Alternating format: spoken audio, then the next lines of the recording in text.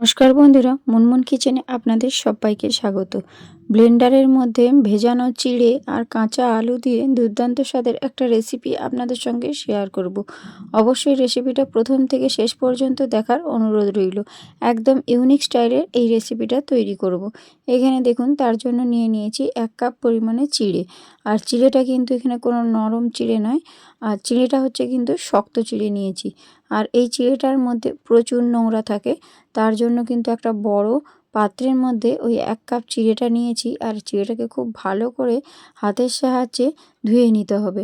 2বার 3বার জল পাল্টে পাল্টে চিড়েটা ধুয়ে নেবেন। আর চিড়ের মধ্যে যাতে কোনো রকম ধান না থাকে সেটার দিকেও আপনারা লক্ষ্য রাখবেন। তো খুব ভালো করে 2বার 3বার জল পাল্টে আমি চিড়েটাকে এখন ধুয়ে নিয়েছি। এবার যেহেতু চিড়েটা শক্ত, তার জন্য এখানে আমি দেখুন 1/2 কাপ মতো জল দিয়ে দিয়েছি। জল দিয়ে চিড়েটাকে এখন ভিজিয়ে রেখে দেব 5 মিনিট মতো। 5 মিনিট পর আমি আপনাদের কাছে ফিরে আসব। তো দেখুন বন্ধুরা, 5 মিনিট হয়ে গিয়েছে। আর এখন আমি ঢাকনাটা খুলে আপনাদেরকে দেখিয়ে দিচ্ছি। যে পরিমাণ জলটা নিয়ে দিয়েছিলাম, এখন দেখুন চিড়েটা সবটাই টেনে নিয়েছে।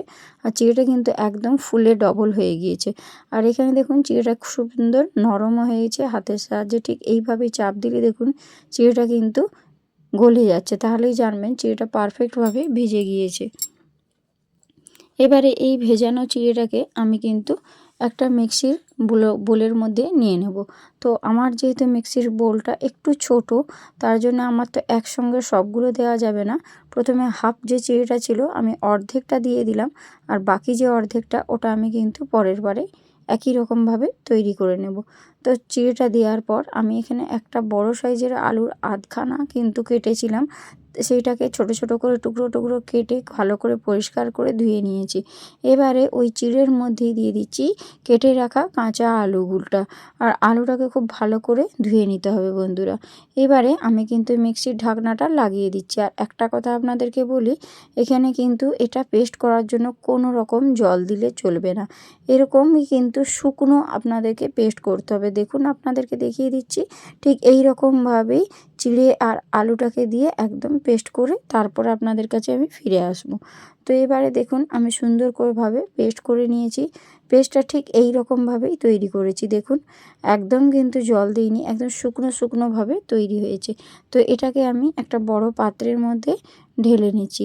আর একটা স্প্যাচুলার সাহায্যে দেখুন এইভাবে কিন্তু আমি সম্পূর্ণ পেস্টটা একটা বড় পাত্রে নিয়ে নিচ্ছি। আর একই রকমভাবে আমি কিন্তু আবারও একবার এরকম পেস্ট করে নেব। বাকি যে আলু আর চিড়েটা রয়েছে ওটা পেস্ট করে আপনাদেরকে দেখিয়ে দিচ্ছি। দেখুন, বাকি সেটাও কিন্তু একই রকমভাবে পেস্ট করে নিয়েছি। কোনো রকম জল দেবেন না বন্ধুরা, একদম শুকনো এভাবে পেস্ট করে নেবেন। দেখুন, পেস্ট করে আমি তারপর মিক্সির বাটিটা ধুয়ে সামান্য অল্প 2 থেকে 3 চামচ মতো জল দিয়ে দিয়েছিলাম। এবারে দেখুন সম্পূর্ণ পেস্টটা রেডি। এর মধ্যে এখন দিয়ে দিচ্ছি স্বাদ মতো লবণ। আর দিয়ে দেখুন এক টুকরো আদা নিয়েছি, আর একটা গ্রেটারের সাহায্যে এই আদাটাকে এইভাবে গ্রেট করে দিতে হবে।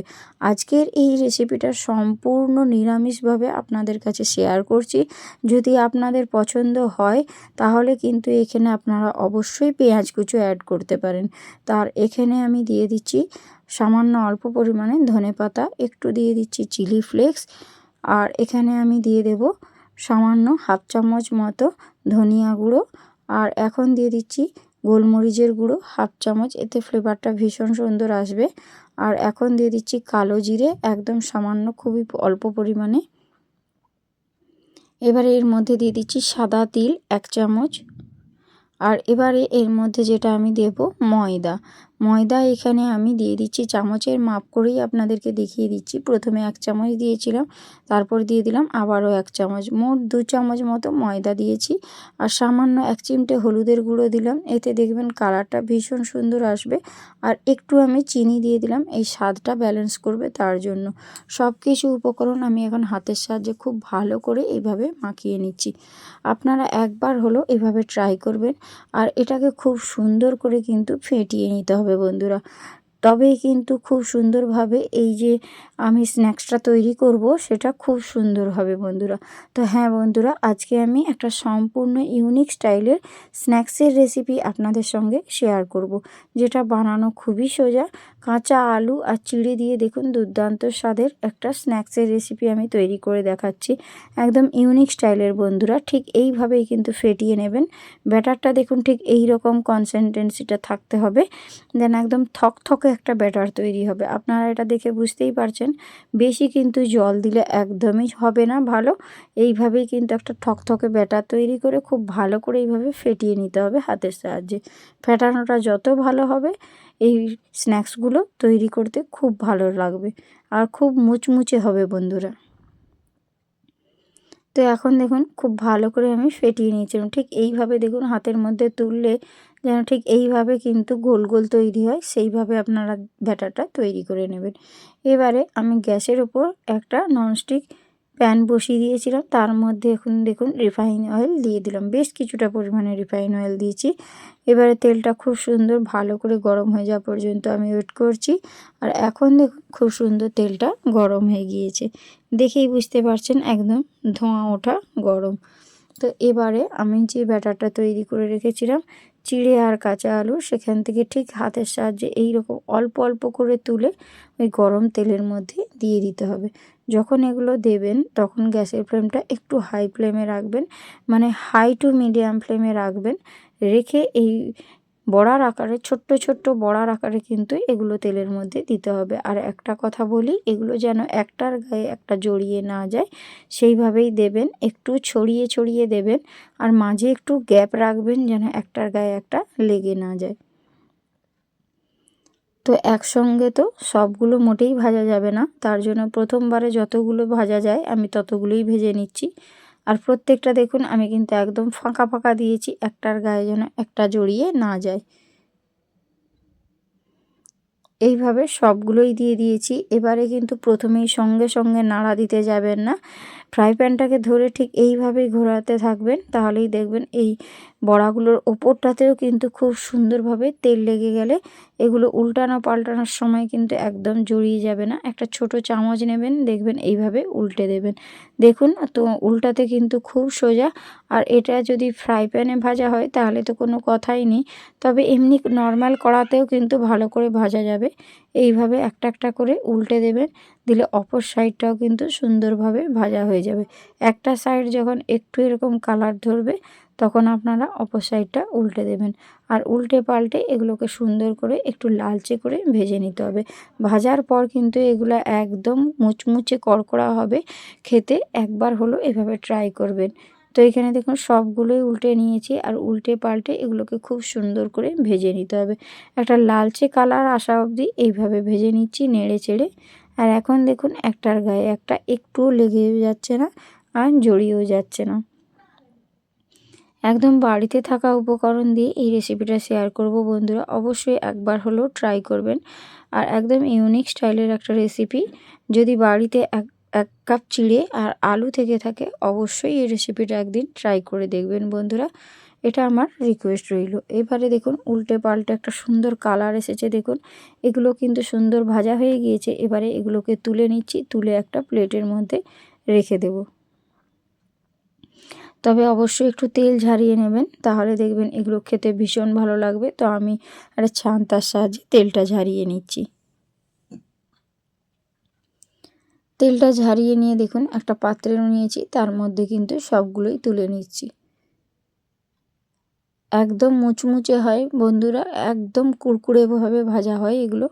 যেহেতু চিড়ে আছে একদম কুড়কুড়ে হবে।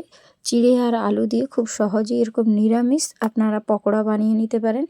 বাজার থেকে কিন্তু চপ সিঙ্গাড়া কচুরি কিছুই কিনে আনার প্রয়োজনই হবে না। তো আপনারা যদি নিরামিষ না খেতে চান তাহলে আপনারা এখানে অবশ্যই পেঁয়াজটা অ্যাড করতে পারেন। আমি পেঁয়াজটা কিন্তু সম্পূর্ণ স্কিপ করেছি, কারণ আমি এটা নিরামিষ তৈরি করব।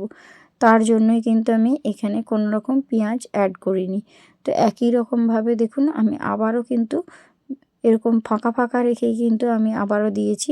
আর প্রথমেই নাড়া দিইনি, এভাবে গ্যাসের ওপরে ফ্রাই প্যানটা ধরে ঘুরিয়ে দিলে ওপরে তেলটা লাগলে দেখবেন সুন্দরভাবে এগুলো ভাজা হয়ে যাবে।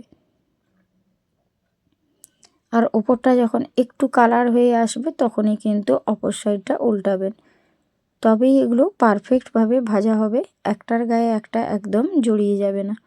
আর উল্টানো পাল্টানোর সময় একটু সাবধানে উল্টাবেন, তাহলেই দেখবেন খুব সুন্দরভাবে এগুলো প্যানের গা ছেড়ে যাবে এবং উল্টাতেও আপনাদের খুব সুবিধে হবে। আপনারা একটা কাঁটা চামচ দিয়েও কিন্তু আপনারা এই কাজটা করতে পারেন। তো আমি ঠিক যেভাবে এগুলো উল্টে নিচ্ছি আপনারাও সেইভাবে করবেন। তো স্কিপ করবেন না বন্ধুরা, আর যদি স্কিপ করেন তাহলে এর কিন্তু ভিডিওর কিছু অংশ মিস হয়ে গেলে এগুলো পারফেক্টভাবে তৈরি হবে না। একই রকমভাবে দেখুন সবগুলোই উল্টে নিয়েছিলাম, আর উল্টে পাল্টে দেখুন আবারও আমি সুন্দর করে একটু লালচে করে ভেজে নিতে হবে, তবেই এগুলো কুরকুরেভাবে ভাজা হবে। তো আজকের এই রেসিপিটা একদম ইউনিক। তো কার কার ভালো লাগলো অবশ্যই আমাকে কমেন্ট বক্সে কমেন্ট করে জানাবেন। আপনাদের একটা কমেন্ট আমাকে ভিডিও বানাতে অনেক উৎসাহ দেয়। আমার নতুন এবং পুরাতন বন্ধুদের অনেক অনেক ভালোবাসা, যারা এই পর্যন্ত আমার সাথে থেকেছেন তাদেরকে অনেক অনেক ভালোবাসা। তো এখন দেখুন সবগুলোই কিন্তু সুন্দর লালচে করে ভাজা হয়ে গিয়েছে, খুব সুন্দর একটা কালার এসেছে বন্ধুরা, একদম লাল লাল করে ভেজে নিয়েছি, ভীষণ মুচমুচে হয় খেতে। এবারে সম্পূর্ণ তেল ঝারিয়ে নিচ্ছি, তেল ঝারিয়ে একটা পাত্রের মধ্যে তুলে নিচ্ছি। তো এখনও আমার বেশ কিছুটা রয়ে গিয়েছে, তো ওটা আমি অফ ক্যামেরাতে ভেজে নেব। তো দেখুন এক বাটি চিড়ে আর অর্ধেকটা কাঁচা আলু দিয়ে কতগুলো পকোড়া আমার তৈরি হলো, পুরো পরিবারের জন্য আপনারা তৈরি করতে পারবেন। তো এবারে দেখুন কত সুন্দর দেখতে হয়েছে, আমি কিন্তু একটা প্লেটের মধ্যে সাজিয়েছি, দেখুন দেখতে কতটা লোভনীয় হয়েছে। প্রত্যেকটাই ভীষণ সুন্দর হয়েছিল, একদম কুরকুরে মুচমুচেভাবে ভাজা হয়েছে। আর এটা যেমন দেখতে সুন্দর, খেতেও ভীষণ সুন্দর। বিকেলে চায়ের আড্ডায় চা কফি সব কিছুর সঙ্গেই কিন্তু ভীষণ ভালো লাগবে। তো একটা আমি দেখুন এভাবে তুলে আপনাদেরকে দেখিয়ে দিচ্ছি, দেখুন আর একটু কেটে আপনাদেরকে দেখিয়ে দিচ্ছি, দেখুন কতটা সুন্দর হয়েছে। প্রত্যেকটাই কিন্তু একদম মুচমুচে হয়েছে। আর এইভাবে দেখুন ভেতরটা।